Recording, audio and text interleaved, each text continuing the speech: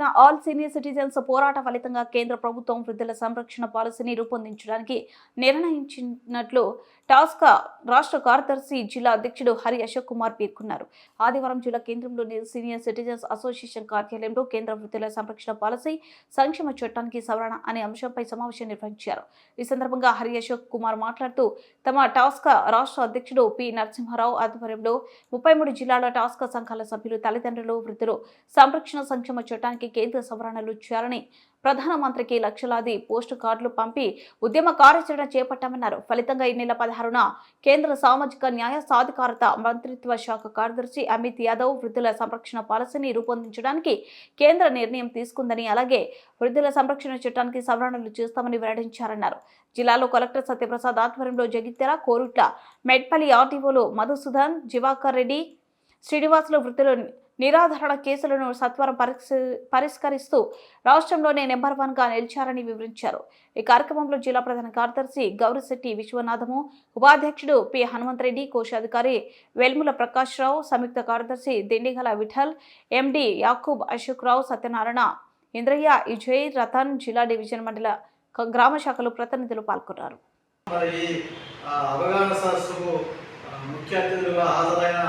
మా ఉపాధ్యక్షులు గౌరవనీయులు రిటైర్డ్ తహసీల్దార్ పిసి హనుమంతరెడ్డి గారికి, అట్లాగే మా జిల్లా సంయుక్త కార్యదర్శి దిండిగల విఠల్ గారికి, అట్లాగే మా కోశాధికారి మా ముఖ్య సలహాదారు మన వెల్ముల ప్రకాష్ రావు గారికి, అట్లాగే కొత్తగా నూతనంగా సభ్యత్వం పొందిన విజయ్ రతన్ గారు, యశ్వంతరావుపేట గారికి, మరి కార్యక్రమానికి హాజరైన సీనియర్ సిటిజన్ జిల్లా, డివిజన్, మండల, గ్రామాల సభ్యులందరికీ పేరు పేరున మరి వారికి శుభాకాంక్షలు.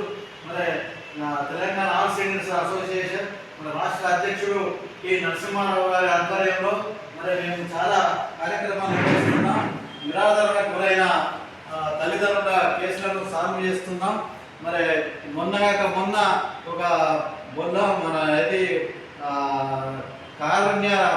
కార్కాల రత్తయ్య, అలాగే రాజమ్మలను ఇక్కడ జగిత్యాల అది కొత్త బస్ స్టాండ్ అవతల ఉన్న గృహంలో వాళ్ళను నిరాదరించి అర్ధరాత్రి వెళ్ళగొడితే ఇక్కడ పాత బస్ స్టాండ్లో ఏడ్చుకుంటూ కూర్చుంటే మరి వాళ్ళను మా ఇంటికి తీసుకెళ్ళి వారికి సపర్యలు చేసి మన భోజన వసతి సౌకర్యం కల్పించి మన తెల్లారే మా సభ్యులు ప్రకాష్ రావు, హనుమంతరెడ్డి, విఠల్ మరి వీళ్ళందరూ గౌరిశెట్టి విశ్వనాథం తీసుకెళ్ళి మరి వాళ్ళ కొడుకుల కోడళ్లకు కౌన్సిలింగ్ చేయడం జరిగింది.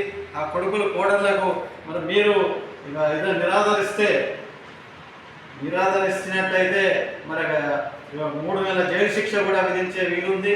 మరి మీరు ఇట్లా చేయొద్దు అని వారికి హితవచనాలు చెప్పి మరి చట్టం గురించి కూడా బోధించడం జరిగింది. మరి వాళ్ళ వెంటనే మరి మేము ఏమీ వాళ్ళని నిరాదరించము, వాళ్ళని చూసుకుంటామని ఒప్పంద పత్రం స్టాంప్ పేపర్ రాసిచ్చారు.